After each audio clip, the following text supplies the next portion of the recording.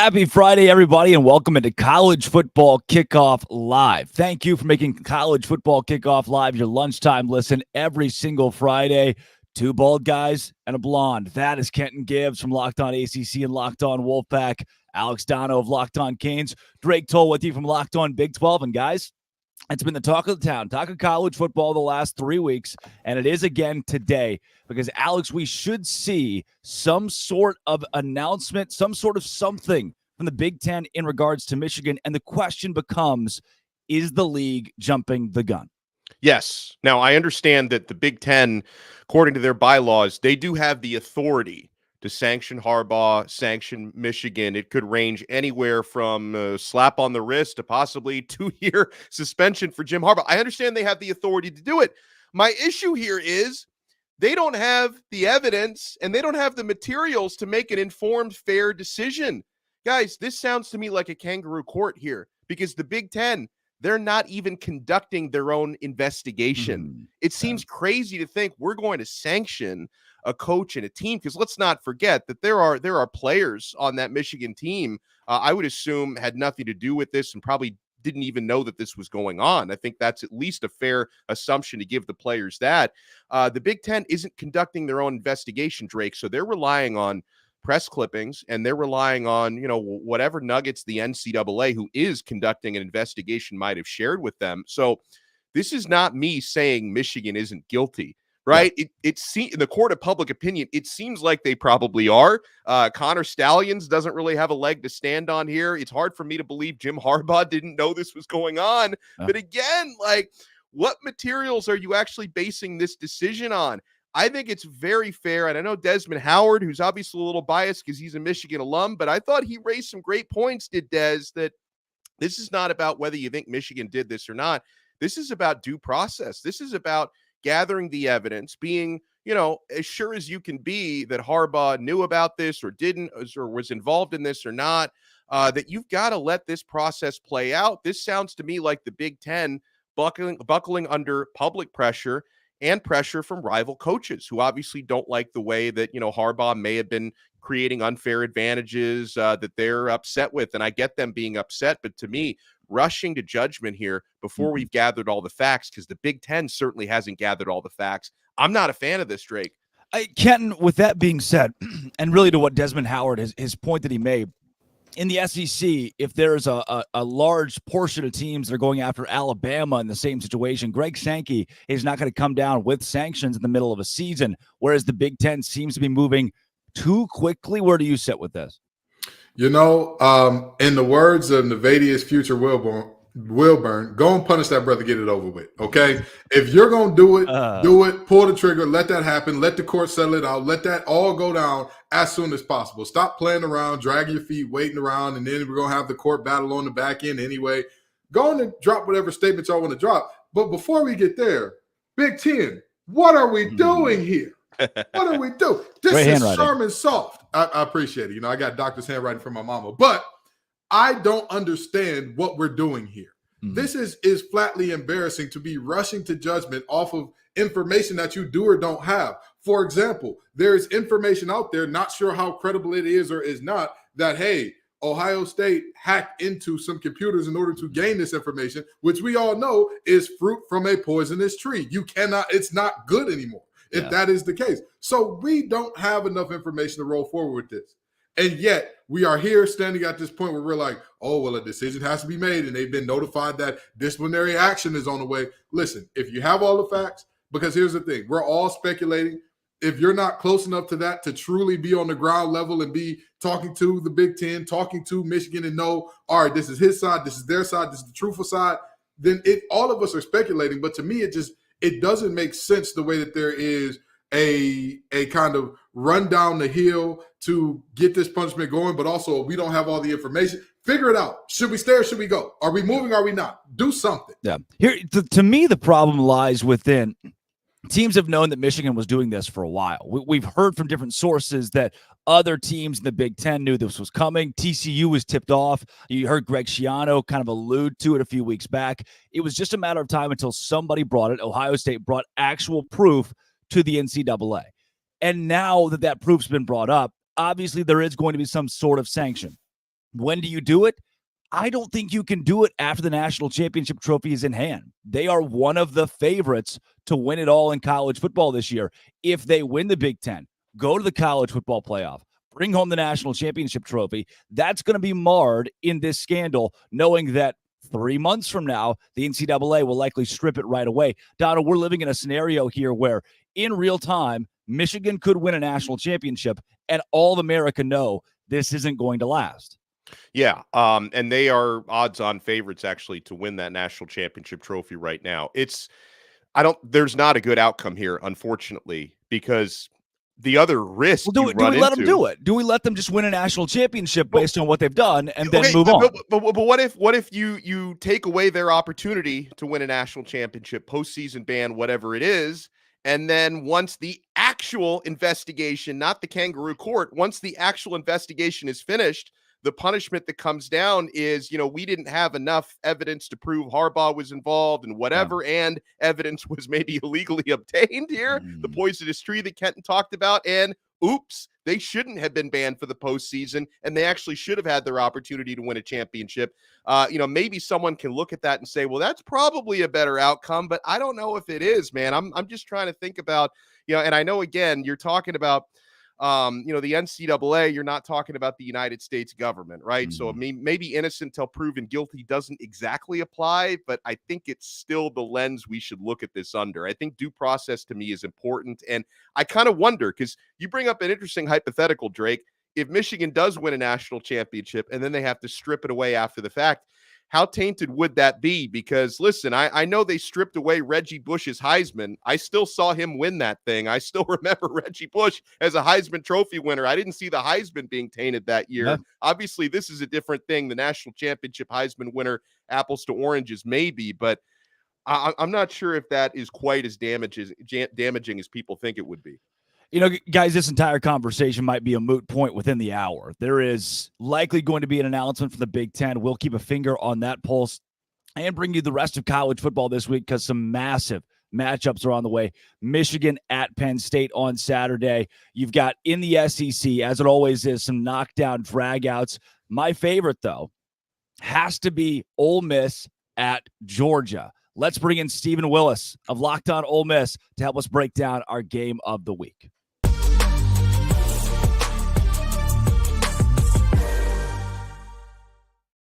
Stephen Willis of Locked On Ole Miss here with us on Locked On College Football Kickoff Live. It is a top 10 matchup, this game being played at 6 p.m., a night game in Athens. Stephen, if the Rebels are going to win it, how are they going to do it? How are they going to do it? I mean, there's been a whole bunch of teams that have asked that question over the last 5 years, and I think the situation is you need players on offense that can make plays against that defense, and that defense isn't exactly as good as what Georgia's defense normally is. But don't get anything wrong. They are still good. But Jackson Dart and Trey Harris, who was not available for the Alabama game, can stretch that defense downfield. Quinshon Judkins can force that. Cody Schrader from Missouri went over 100 yards last week. So you have the offensive firepower to be able to affect that defense. Now, Georgia, their middle linebacker and their quarterback of their defense got injured against Missouri. So they're going to be breaking in a new guy. Ole Miss goes as fast as anybody in the conference. And they honestly, on offense, they can rely on bust. And they scheme things up to where they're a bust in the coverage. So if you do not have a quarterback lining yourself up, that is going to make those busts more possible. And also, this Georgia front seven probably isn't as good as what it was. Jalen Carter and Jordan Davis is not walking through that door for the Georgia Bulldogs. So they're alternating like a run defensive end and a pass defensive end, and the tempo can kind of take that away. And honestly, other than quoting Miracle and doing all sorts of good luck charms, that's about all I've got, guys.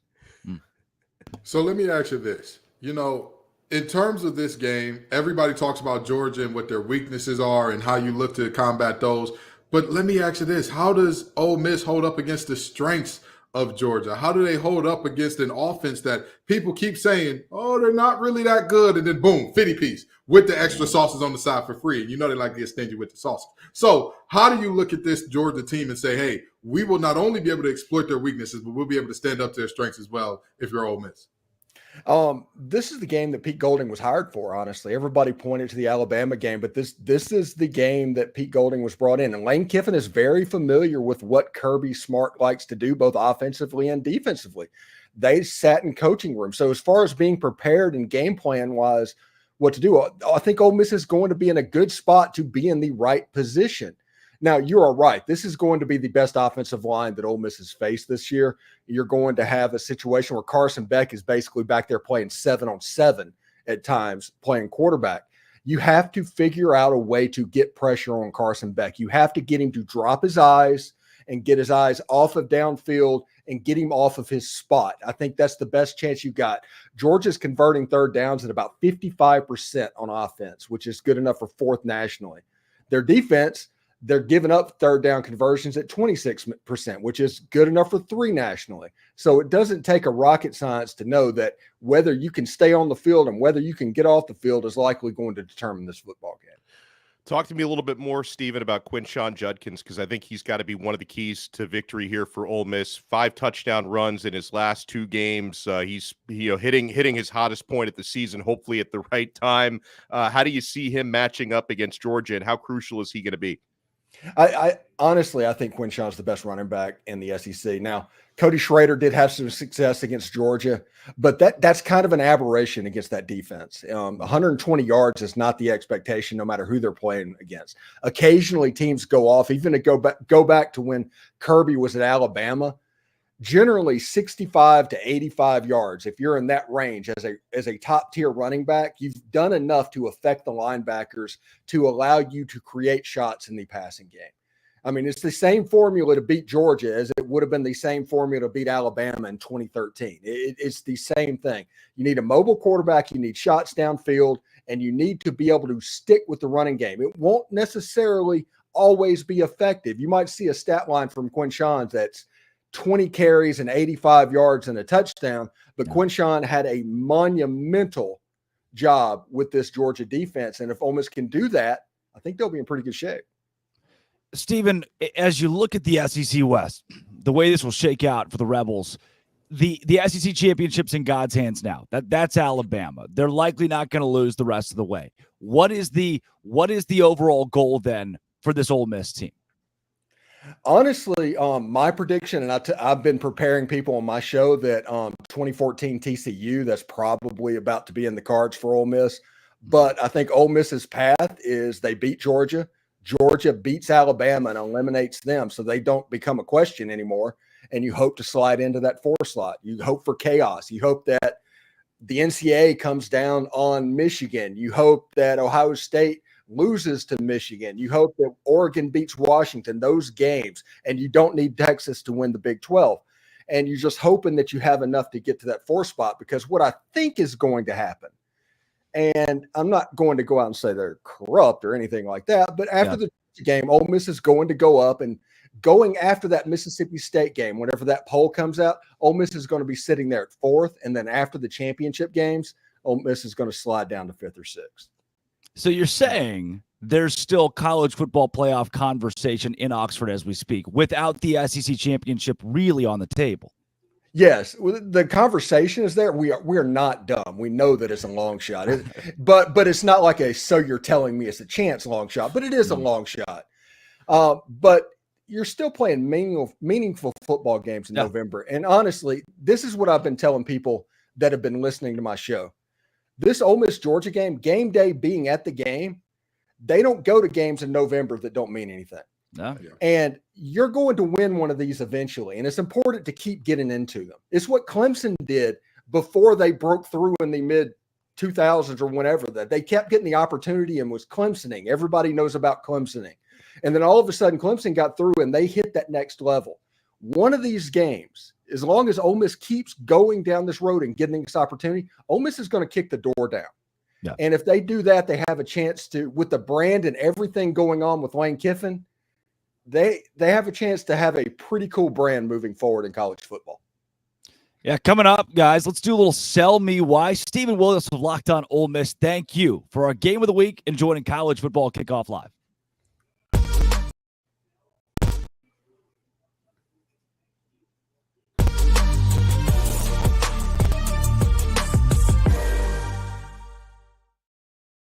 Passion, drive, and patience. What brings home the winning trophy is also what keeps your ride or die alive.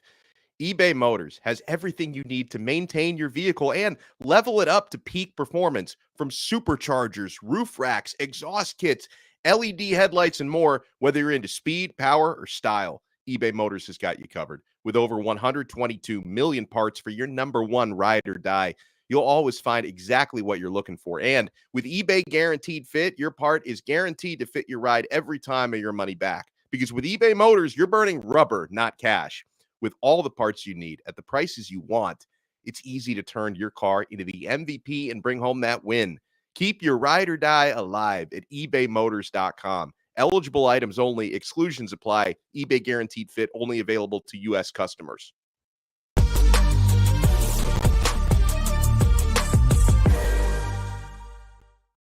Guys, it's time to jump into my favorite segment this week. I'm going to try it. Do it. Give it to us. We need Tell it. me why. Some things never broken. Some things are never broken. The Kentucky Wildcats play host to 8-1 Alabama. The Crimson Tide come in hot. The Cats are 10.5-point underdogs in that one. Here's Lance Dahl of Locked On Kentucky to tell us why Kentucky can cover. Kentucky football takes on the Alabama Crimson Tide tomorrow at 11 a.m. It could be a very difficult matchup for the Wildcats, but a reason they may cover that 11-point spread is the way Liam Cohen likes to run his offense. As of right now, Kentucky is one of the slowest teams in the entire country, maybe slowing the pace down and allowing running back Ray Davis to take over on the offensive side of the ball will limit possessions for the Crimson Tide and give more to Kentucky. Another reason why the Wildcats may make this one competitive and stay underneath that 11-point spread is their turnovers. Right now, they are one of the best defenses in the SEC when it comes to creating takeaways as opposed to a season ago.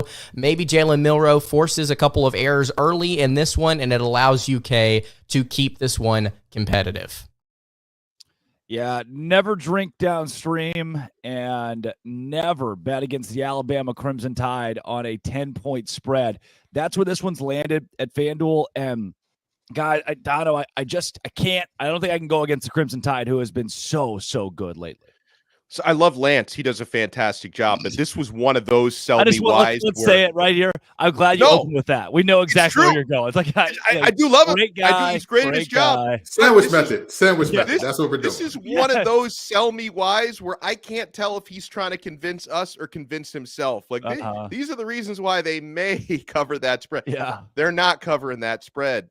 The Tide have hit their stride. Like this is vintage November Saban, Milroe, that defense, all of it, guys. The double-digit spread is not scaring me from the Alabama side on this one. They're going to win and cover comfortably. Yeah, I feel like Alabama with Milroe has found its footing now. All the questions from that Texas game have really been put to rest. The Tennessee game was a big part of that. And since that Tennessee game, the Tide have rolled again against LSU. I'm all over Nick Saban.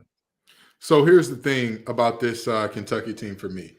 Their last 3 games against SEC teams with winning conference records, only one of them, they've all been losses, and only one of them has been a single-digit loss. I mean, with all due respect, you lost to Georgia by 38. You lost to Missouri by 17.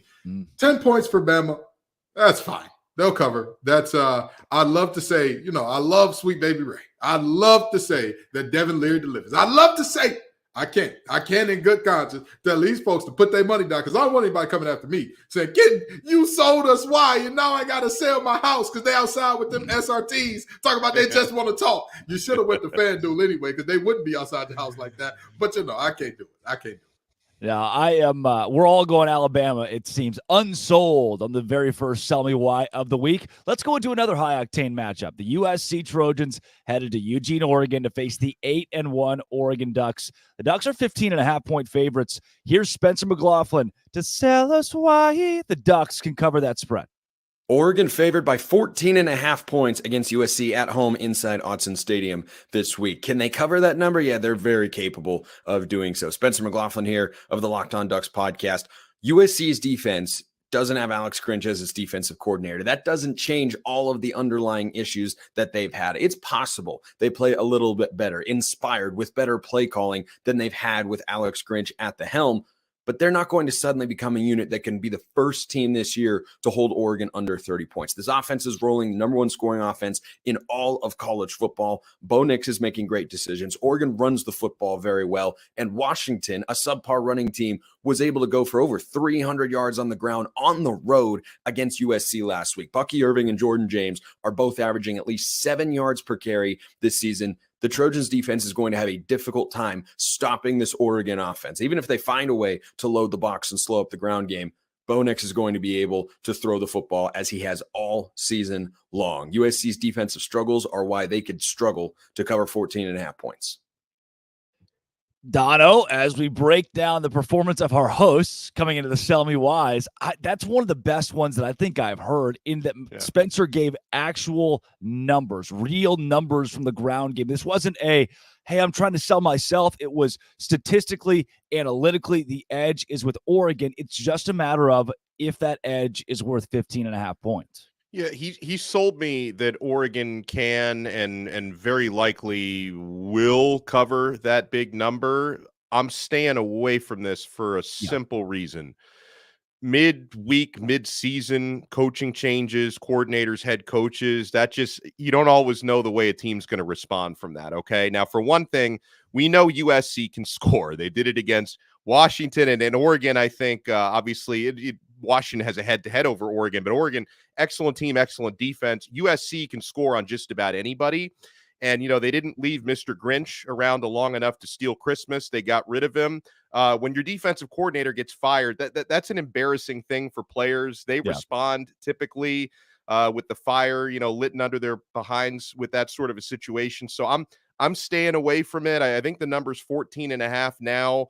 So it's even come down just a little bit, but I'm just going to sit this one out and enjoy the game because I think a lot of points are going to get scored. Yeah, Kenton, the players walked in on Monday and Alex Grinch was not there. A coaching change in the middle of a season, as somebody who played the game at the collegiate level, does that, you've seen it a few times nationally, does it give a team an edge? These players, do they play with a different fervor? Absolutely, but I'll also say this, it's not a guarantee. This thing is a big boom or bust potential type of thing. It's rare that you see a coach get fired and they're the same defense. Either they turn it up a notch or they regress a notch, which for this USC defense, I don't know how you can. With all due respect, I don't know how you can regress from what they've been. But this line is insane. What are we doing here? What do we do? This is an actual fact about USC. They have scored 50 in more conference games than they've been held to 30. That is an actual thing. And by 30, I mean 30, anywhere 30 to 39. That this team, Caleb Williams, say what you want about him.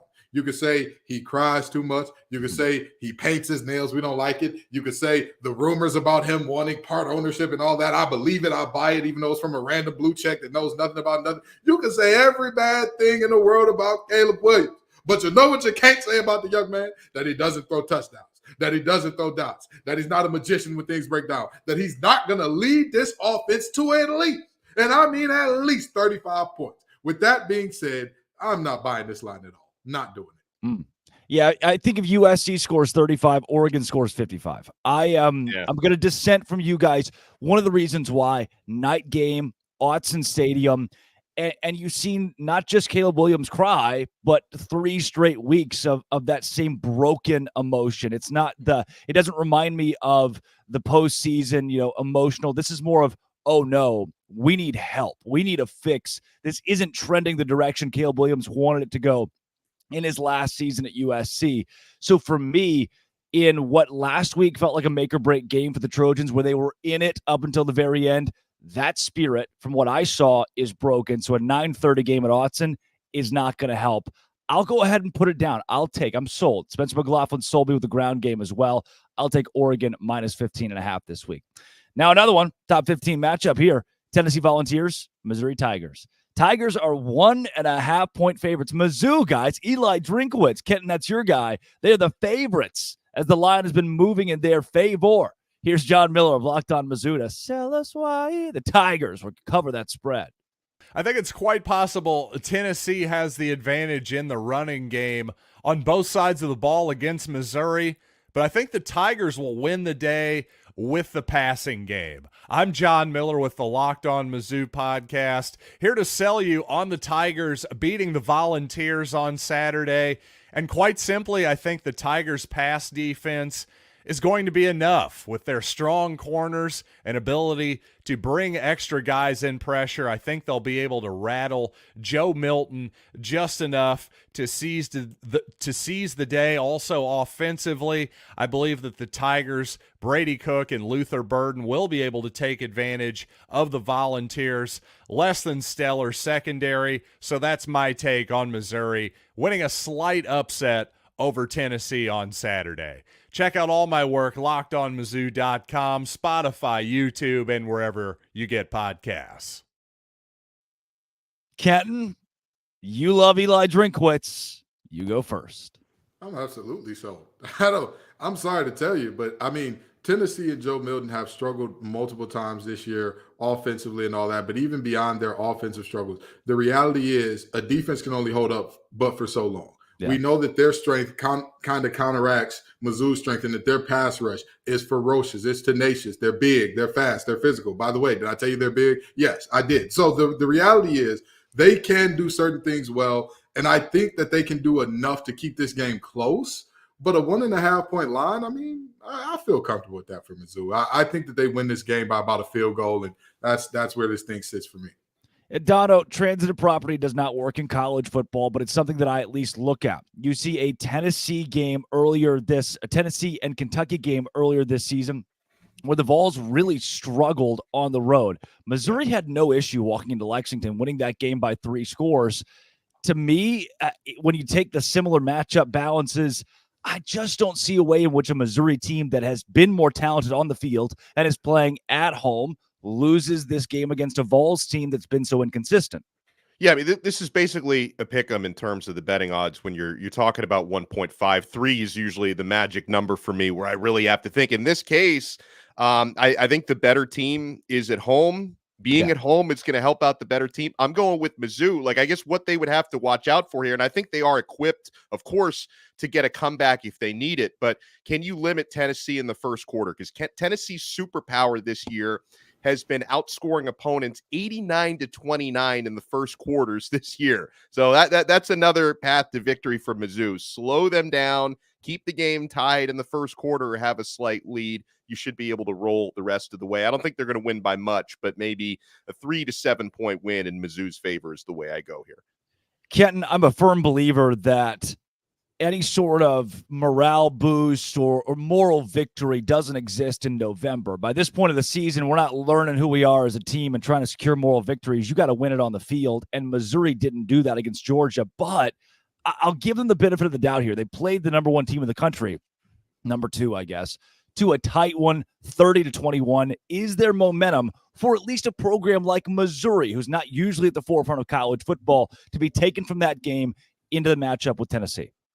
I mean, I think the big thing for Mizzou is the fact that not only were they close in that game, but they've won other big games this year. They went into that Kentucky game. Who believed in them? Who said, hey, this is a Missouri team that not only will they win outright, they will dominate. That was you. You know? I mean, hey, I remember that. Good question. No, but very seriously, I was on a very lonely island there. You know what I mean? Yeah. And you look at this Missouri team, and they've shown up and shown out time and time again and played better than what people expect from them. You look at them against Kansas State earlier this year. They're no longer at the point of moral victory, but they had enough actual victories to have some confidence, to have some pride about themselves. You know, when you're on that street where everything you do just goes right, you're doing great at work, everything at home is going great, every meal that you make tastes amazing, every woman that you look at is all of a sudden wanting to throw themselves out. You know that street. That's what Missouri is feeling. Even if you got a little flat in your tire, you're still on that high. That game to me was a flat in the tire. They got that thing changed, and they'll keep it rolling here. Well, guys, we've got hot seats. We've got Nittany Lions. We've got all kind of stuff coming up over the course of the rest of the show, including our best bets and picks for this week's college football slate. But first, let's pitch it to Dono.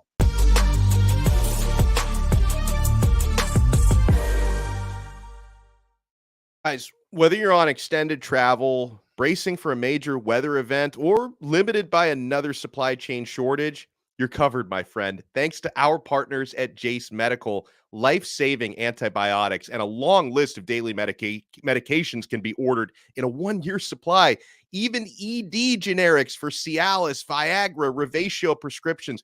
Go online right now at jacemedical.com to receive your 12-month supply on your daily medication. Remember to use promo code Locked On, all one word, Locked On, at checkout for a discount as well. A verified customer had this to say about Jace. I'm thankful for this service. Supply chain issues caused me to cut pills in half to have it. I ordered most of my daily meds with a year's supply. I also ordered the antibiotic kit. I feel secure now. Prices are lower than local pharmacies. I highly recommend this for everyone. If you or someone you love would get some peace of mind by having a year's supply of any daily med, go to jacemedical.com. That's JASE medical.com to see if it's offered for you. Remember to use promo code Locked On for $20 off your purchase.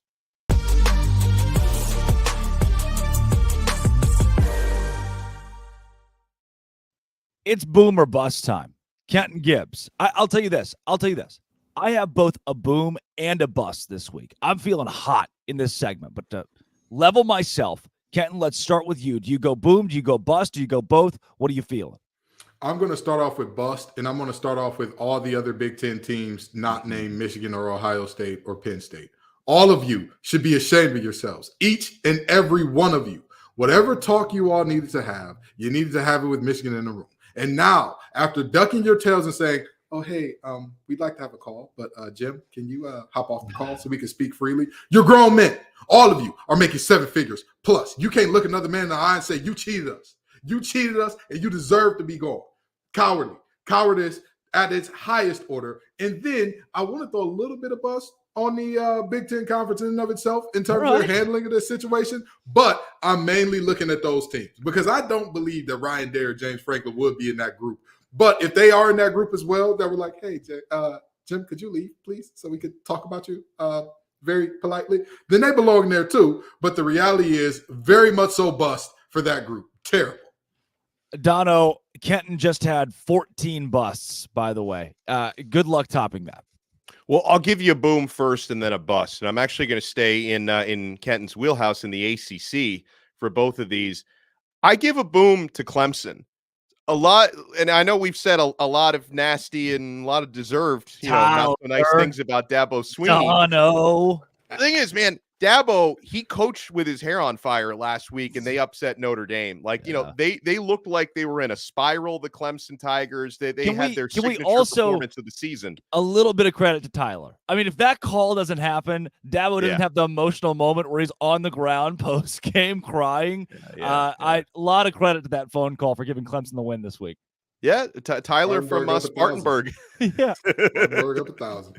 You know what? He should be the boom, not Dabo. Tyler from exactly. Tyler, you got the boom, baby.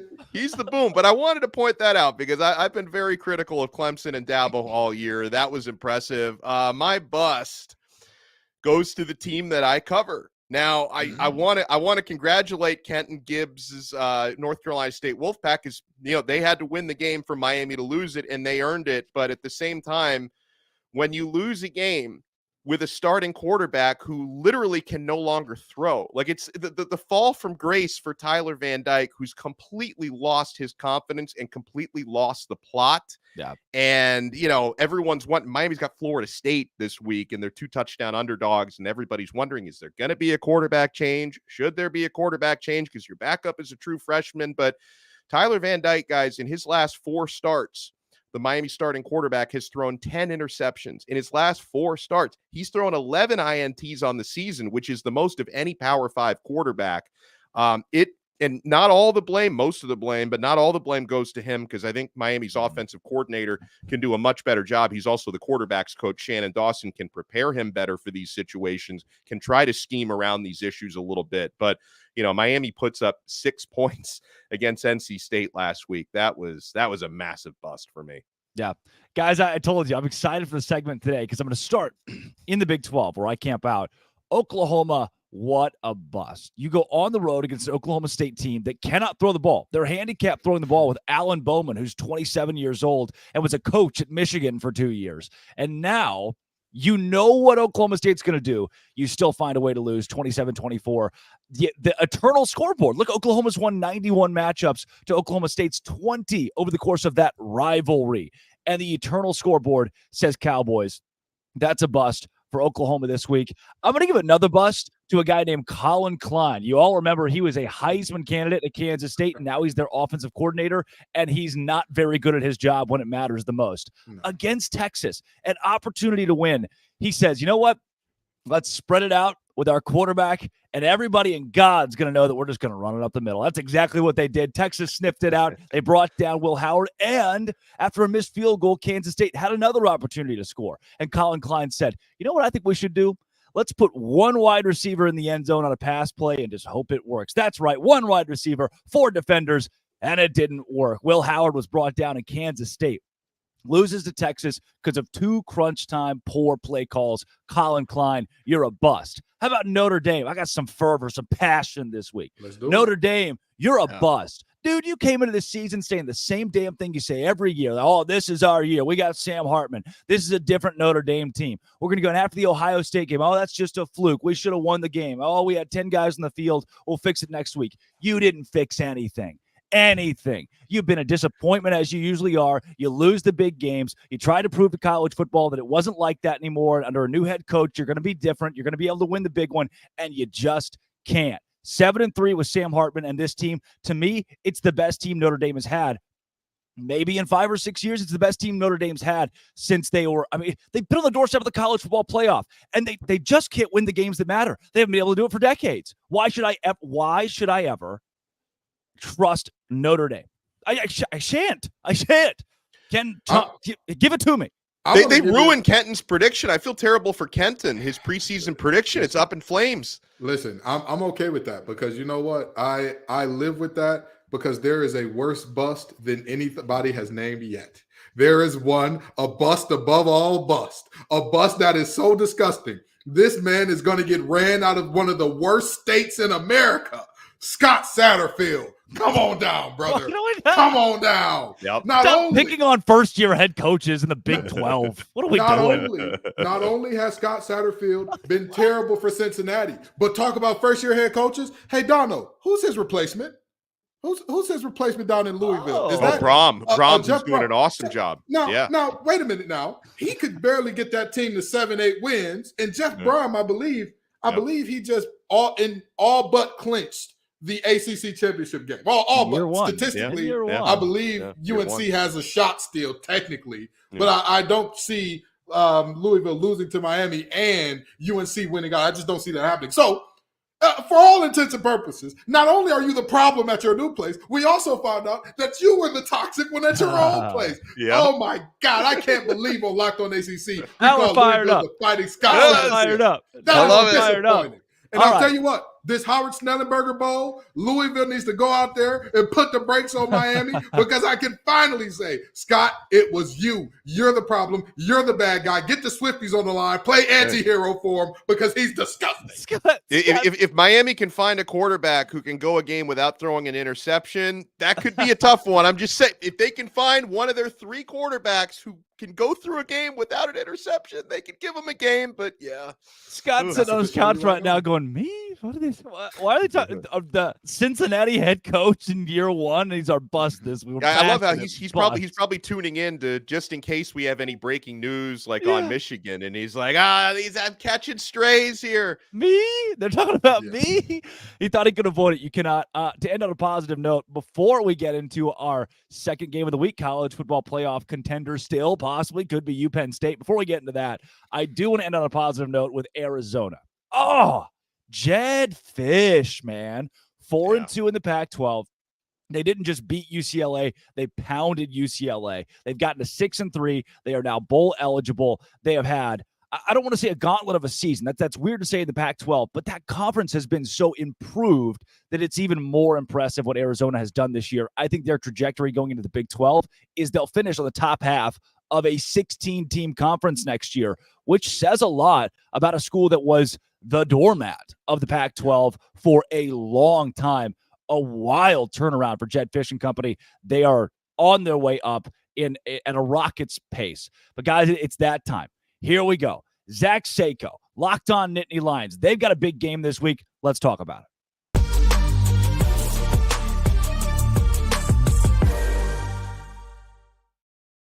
Zach Sako joining us of Locked On Nittany Lions. Zach, coming up this week against the Sign Steelers, what are the odds? What are the odds that Penn State pulls it off? I mean, the bookmakers don't really think it's that far off. The official sports book of Locked On has them as a 5.5-point underdog. So it's not like which doesn't make any sense to me why everyone makes this situation out to be that Michigan is overwhelmingly better, that Penn State is still not look, they're not a top 4 team at this point. They can definitely vault themselves back into the conversation, but we found out what Penn State's offense actually is. It's average.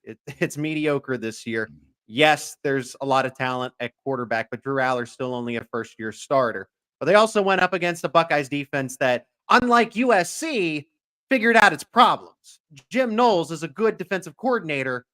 Alex Grinch is obviously, unemployed.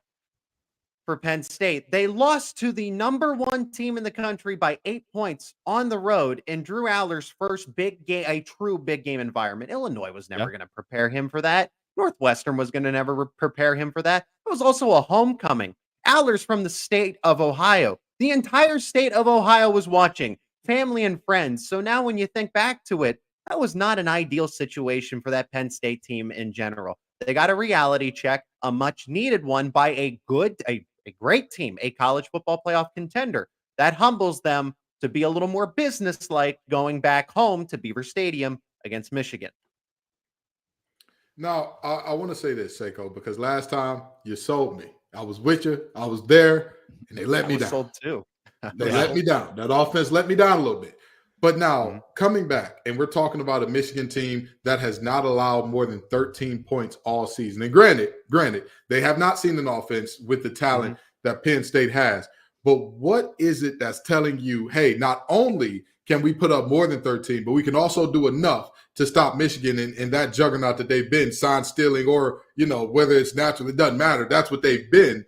What is telling you, hey, we can honestly get this one done? I mean, it's not about the offense. Yes, the offense needs to do its job, but that's what the identity of this Penn State team is. Like a Michigan, like an Ohio State this year, because this is not your CJ Stroud, your Justin Fields type of offenses. Ohio State, Michigan, and Penn State have resolved to this identity of, hey, let's play some elite defense, not turn the football over, because Penn State's been really good at that.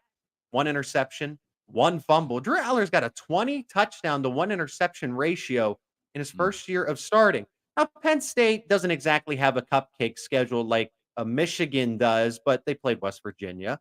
They did play Ohio State. And Penn State put up a 50 bomb against a Maryland team that we thought was better. Okay, I still think the Terrapins are fairly respectable. They did that on the road. It's about the defense. It's not about the offense. The offense just needs to play a clean game of football, be able to convert on 3rd down. Penn State also didn't have all of its guys available in that game, which restricted some offensive play calling. This time they do. They're in Beaver Stadium. So it's more about the defense. You have the number 1 and the number 2 defenses analytically in this game. So it's not on Drew Aller necessarily. Penn State's getting Chop Robinson back. Penn State's getting Amin Vanover back. Those guys were missed for a majority of the game against Ohio State. Can you predict if they're going to be fully available in this one because of circumstances, right? They were hurt on fluke plays. Maybe not here, but you do anticipate that they're going to play a full 4 quarters against a Michigan offense that last year was running for 6.5 yards per carry, now down to 4.5. And may I remind you that schedule that they played, why are they averaging 4.5 yards per carry against that schedule? That's interesting that they're down a whole 2 yards from a year ago. And everything, Zach, you're saying about the schedule, it's why, for me, I can't wait to kind of really find out who Michigan is in this game, because you can only play the teams that are on your schedule. And, they've been merciless covering those FanDuel spreads left and right, but they haven't played anybody ranked until now. Okay. So I'm so curious as to how they're going to respond on the road against a team like Penn State. So you tell me, from a Michigan standpoint, when you look at the Wolverines, What scares you most about their team? Like what matchups do you think Michigan has advantages in? I mean, the defense, it's number one in the country analytically, but is that okay? Is this an easy test, right? Are you going to school? Are you going into high school and you're acing an easy test that you don't have to study for? That's how Michigan had it in 2022 as well, because I hate to admit it. I was convinced that Penn State was going to go into the big house and surprise them, as in, well, they're a little underrated here, so maybe they sneak up on Michigan. No, Michigan was being underrated at the time because, well, they had the easy schedule. They weren't prepared. Penn State's the best team they faced all season. So it's a similar setup, but now the statistics, the analytics actually do tell you something different. Penn State, for what it's worth, was in that Ohio State game, and the only reason I think they really lost was because they didn't have a Marvin Harrison Jr., and Ohio State did. Michigan does not have that. Roman Wilson can be covered by Kalen King. Roman Wilson can be covered by Johnny Dixon, Daquan Hardy. Marvin Harrison Jr. can't be covered by anybody. And it showed with 11 catches, 160 yards, 1 touchdown. I know the whole thing. But Michigan can't do that because they don't have that. And then to go along with the running game that's down from a year ago, Penn State's run defense held Ohio State to 1.9 yards per carry. They just held Maryland to negative 48. I know quarterback sacks are factored into that, but come on, the run defense took that 418 from a year ago personally, and look at the 180 that they've done. Zach, what do you think score prediction for this game? And even moving forward, we talked earlier with Stephen Willis of Locked On Ole Miss about outside playoff hopes. Is there still a conversation about playoffs for Penn State? And again, give me a final score for this one. Conversation, yes. This is the chance to save the season. Now, how is Penn State balancing that? Because when they had the pressure of, oh, this is your mountain, this is the one that's going to be a difference maker for your program, you fumbled. You lost 20-12 to Ohio State. But we know what that matchup was when we actually looked at it. Hindsight's 2020. Opportunity to save your season, but the circumstances are different. The matchup's actually more favorable for Penn State. Penn State is at home. Beaver Stadium is the most hostile environment. We're talking about, okay, best offense that Michigan has faced, best defense by far, all season up until Ohio State, and then best environment. This is the most hostile environment they're going to face. You're getting 2 elite defenses. You're getting 2 teams that do not like each other, that hate each other. So I liken it to an NFL division rivalry, meaning that I'm trending to a lower scoring type of game. I'm going to go Penn State 23-21 here. Call me Homer, whatever. I'm the host of Locked On Nittany Lions. Yeah. So I am going to be a little more confident in my team in this case. But now it's not an emotional journey for your young starting quarterback into his hometown. It's Beaver Stadium. It's a team that got a much-needed reality check. And too many fans in State College and Happy Valley sold out on this Penn State team. James Franklin reads the tabloids. He reads the headlines. When you were praising him, it was easy for this team. I felt like they weren't serious going into that Ohio State game. It's now more business-like this time around. There's all the distractions from the sign-stealing allegations. Apparently, ESPN thinks that the Big Ten Conference is going to suspend Jim Harbaugh for this Penn State game, and then 2 to 3 others. It's just, how do you block out that noise when you are being in the national spotlight the way that Michigan is? For better, for worse, it doesn't matter. I think Penn State can get it. They definitely cover, and the official sportsbook of Locked On says 45.5, so my total is slightly under there. Coming up, Kenton Dono will pick that game and more in college football. Zach Seiko, Locked On Nittany Lions, thank you for joining Locked On College Football Kickoff Live. I appreciate you guys.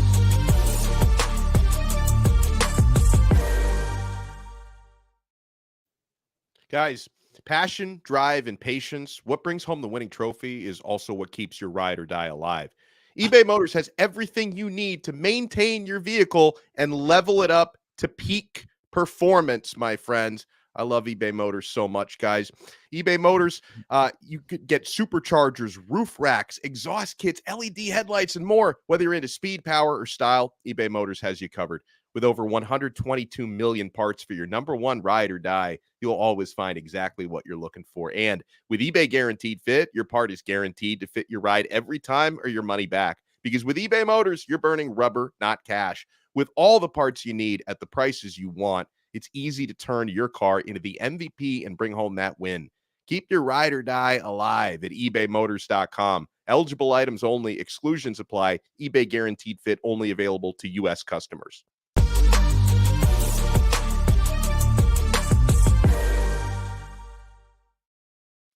All right, guys, let's pick some of the biggest games this week in college football. I do want to throw a nugget in here for those that are listening live. Still no update on Michigan and where that situation will go, though I think honorable mention for the greatest tweet of all time, because we do know now that Jim Harbaugh is on the plane. He is going to Happy Valley. Honorable mention, greatest tweet of all time. Jim Harbaugh is racing through the airport. Tony Petitti runs after him, grabs a man in a Michigan hat, turns around. It's not Harbaugh. He's on a different plane. Cut scene, roll credits. That's the level of drama we're seeing from the Michigan situation. Of course, our fingers on the pulse of that at Locked On and will be over the rest of today and in days to come as we find out what the conference will do in real time for Jim Harbaugh in the middle of this season at least. And let's keep it right there. 11 a.m. on Fox, Michigan and Penn State. Kenton, who do you lean? Do you side with the home team? 28-17 Michigan. Penn State can have as reckless of an environment as they want. I don't think they're ready for big-time football. I just don't. Yeah. I think that every time, you in terms of talking about, oh, this team is their mountain or this team is their hill to climb, I just don't think they got their hiking boots on. I think that they're out there in some Nike shoes trying to get it done, and that's just not going to be successful for you. But very seriously, I think that Michigan is one of the best teams in the nation. I think that they have shown consistently that they're not just good, they're dominant. You can say it's against the weak schedule, but we've seen almost everybody have a game or two where they look human against these weak opponents. And Michigan, I mean, this is Omni-Man on our earth. It's just destroying everything in its path. Yeah. Dono, I before you go here, I'll slip in and completely agree. Until Michigan loses, they played with an extra fervor because of this scandal. They want to prove that even after they've been found out, even after now they can't use any signs, they're just as good as advertised. I believe that trend continues. I believe it will as well. As much as I'd like to think, hey, maybe the locker room might be rattled by everything that's going on away from football, I think they're going to be supercharged, guys. And I agree with what Seiko was saying about a lower scoring game. Michigan's not going to win it the same way they won last year. They're not running for 418 against Penn State this year. It's not happening. But they do have Michigan, the number one defense in the entire country. I just don't think Drew Aller and Penn State can do enough to keep pace with Michigan. So again, yeah, I think both teams will probably score in the 20s. It's going to be right around that over-under, but the Wolverines are just too good. Yeah. And honestly, this team is so good. One of the most frustrating things about this scandal in the first place is these guys would still be undefeated, I believe, if they hadn't stolen a single sign. Like, I mean, it's just like the rich get richer. Like, this is a great, they're not, 9-0 because they were stealing signs. Maybe, they've won some games by an extra touchdown or two because of that. But this, to me, is still best team in the country, whether they're doing that or not. That's one of the things that really ticks me off about these allegations. Yeah. We've already talked USC and Oregon, as well as Missouri and Tennessee. Let's take you to the Pac-12 and bring you a big showdown between Utah this week. The Utes, who have been sneaky good some weeks, against Washington, who has struggled a bit. I say struggled. They're still 9-0, right? But you've seen some of those chinks in the armor. Kenton, do you think Utah's defense pulls the upset on the road? We talked about how difficult it is to win at Utah. We talk about how great that team is at home and how without Cam Rising, without whatever, they've still figured out ways to get it done. They've still figured out ways to do what they need to do here. I can't see this one. I'm sorry. I can't see them pulling this one out. Don't get me wrong. I really like Utah. Their defense is amazing. And anybody who knows me knows I love a team that can play some tough defense. However, Penix is phenomenal. To say he's phenomenal is an understatement because of his receiving core on top of who he naturally is. That man had Indiana football relevant. Think about that for a second. That's what this quarterback did. And then they gave him some weapons and they said, all right, we're going to put this Maserati. We're going to take him away from the Volvos and put him with other Maseratis. And look what happened. Yeah. Look what's happening. I just don't think that Utah can keep up. Yeah. Dono. Yeah, Washington's going to win. This is too important of a game. Penix has bounced back really nicely the last couple weeks. I know Utah's got a great defense, but Dylan Johnson, Washington's top running back, has also been on a tear. He scored 4 touchdowns against USC last week. This is obviously another great opportunity for Penix to put another feather in his cap as the Heisman front runner. If you can do it against this defense, and I think he's going to have a good game. Washington, to me, too good not to win this one. I'm going to go Utah here. I'm going to go Utah with the upset. Utah has dominated the Pac-12 in years past, won that conference the last 2 seasons. They're not as squarely in that conversation this year, sitting at 4-2. They need a lot to happen. I think it happens this week. We've been talking about how bad that offense is. 6 points against Oregon. They put up 55 on Arizona State. Now, Arizona State's not good, but you finally saw that offense click. Washington gave up 42 to USC. 33 to Stanford. They beat Arizona State 15-7 in an ugly ball game. At some point, to me, something breaks for Washington, especially as good as Oregon's playing over there. The pressure mounts, and it hits a breaking point for me. I think Utah actually upsets the Washington Huskies in this game. Give me the Utes. Guys, so you think the Utes will be taking Sack Lake City on the road with them to Washington and maybe get Penix to the ground a few times? They bring Rice-Eccles Stadium to the Marine Layer up in Seattle, Washington this weekend. We got a couple minutes left here, guys. I want to hone in on the biggest matchup of the week because I know we've already spent some time on it, but Ole Miss with an opportunity to do what everybody has tried to do. For a Georgia team that we all said may not have it offensively, for a Georgia team that's had a couple of games defensively where it brought question marks, they just keep winning. College Game Day, 6 p.m., ESPN. Dono, can Ole Miss do what everybody else has tried and failed at? They can, but they won't. I think Ole Miss is going to cover the spread. And I know this one's a little bit tighter than most Georgia spreads are, but the Bulldogs are 3-6 against the spread this year. Obviously, we all know Brock Bowers is nursing an injury. I think he might dress for this game, but I don't think he's going to play much if he does play.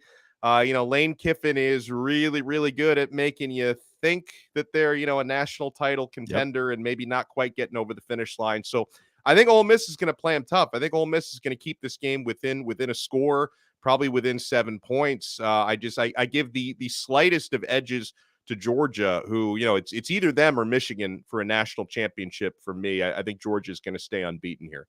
Ken, I don't think I can give the slightest of edges to Georgia. I'll give the whole edge to the Dogs this week. They've convinced me. I'm now in the camp of, look, it may look ugly some weeks, but no matter what, they just win, and I can't doubt them until that's proven otherwise.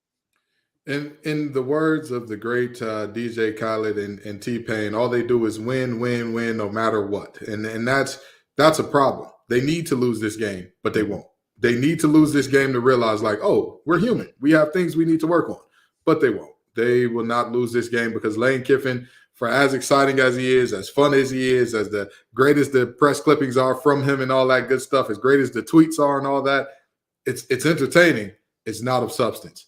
This team is a good team. I think they're a very good team. I don't think that they're at the level of beating a Georgia at this point. However, continuing to win is going to make Georgia's jaw a little soft. It's going to make them a little more susceptible to a loss in the playoff than they would if they were coming in as a one-loss team that's had to dominate everybody after this. Then do you think that makes Georgia susceptible to a loss to Alabama in the SEC championship? Is that where you see the Dogs falling first?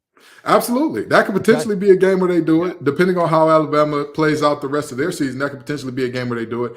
And at the end of the day, I look at this Georgia team and I say, there's going to be a sense and a feeling that we're in no matter what at a certain point, because that's going to be the truth and the reality. If they lose to Alabama in the conference championship game, congratulations. We just got another 2 SEC team playoff. Woo.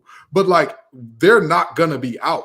That feeling, you can try as hard as you want to keep it from 18 to 22-year-olds. You're not gonna. There's a lot of things you try to keep it from 18 to 22-year-old. They'll get into it anyway. And that complacency is one of them.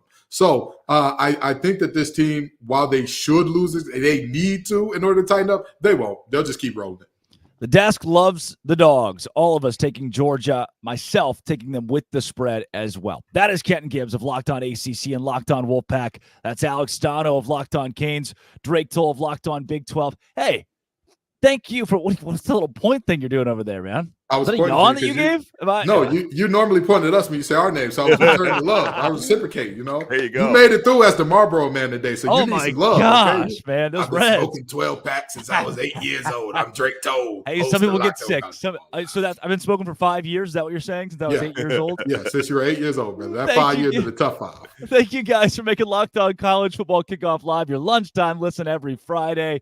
Look, we'll be back next Friday with some Michigan news. Hopefully, this has been and always will be Locked On College Football Kickoff Live.